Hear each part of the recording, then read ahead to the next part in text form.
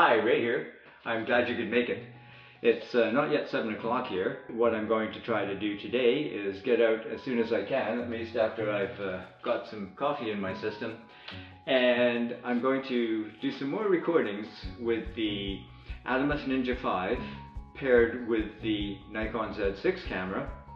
And we're going to do some more examples of external recording to the Ninja 5 using N-Log recording and ProRes, not ProRes RAW, but ProRes codec.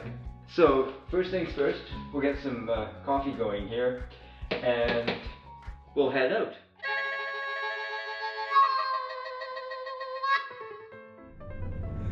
So I'm not sure how this is going to go. This is crazy. I have this whole video rig, as I demonstrated building in another video, and I got the whole thing as my passenger. Experimentation is the name of the game. So we'll see how it goes. It's now actually after 8 o'clock, so I've missed the best light of the day. Like I said earlier, I'm not a morning person. I actually have no idea where I'm going or where the location is going to be. When I went to bed last night, I said to myself, well, I'll sleep on it and I'll come up with something in the morning. But here we are still. It's a roll of the dice. Well, this will be a test for the vibration reduction as we go over the bumpy little bridge here.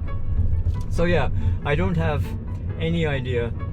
I'm just heading in the general direction of away from home, and we'll see where we end up. So we made it here, high above the Strait of Juan de Fuca.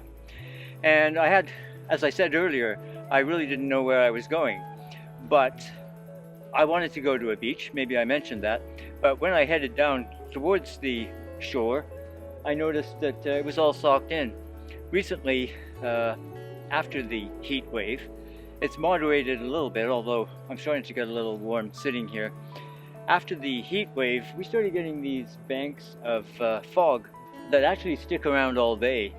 You get up to them in the morning and they're swirling around down in the strait there. So I decided, okay, I need to get higher. So we ended up here on this clearing. It's actually on the edge of a new development, and development is spreading right up the west coast here because, hey, you can sell views like this, right? That puts about 50 grand onto the cost of any home with a view like that.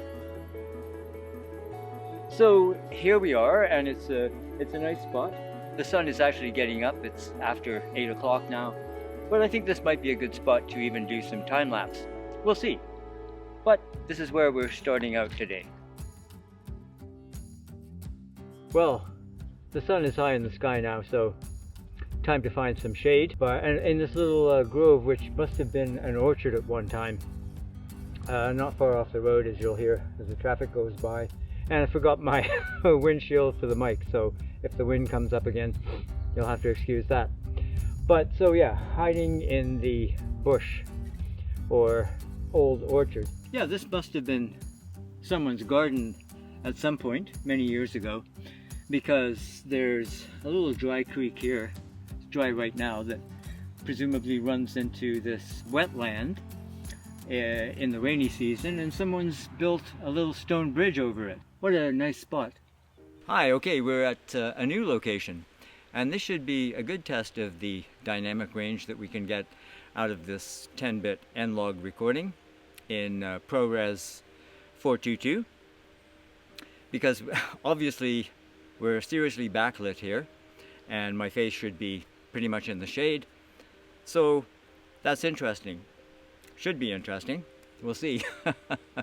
Now I have a little story to tell you.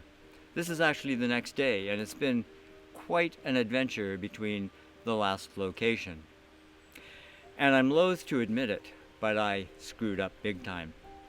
For the first time in probably 20 years, I left some stuff in the parking lot at the location.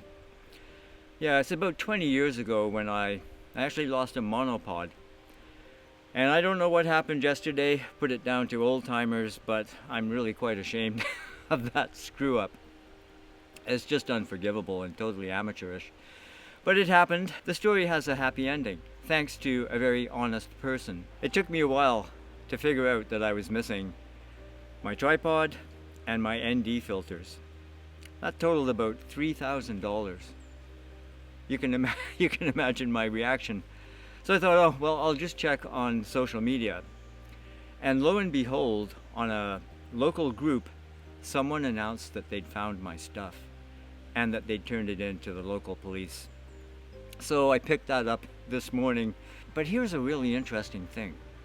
I went to that person's Facebook profile and it was open so I could scroll through their timeline.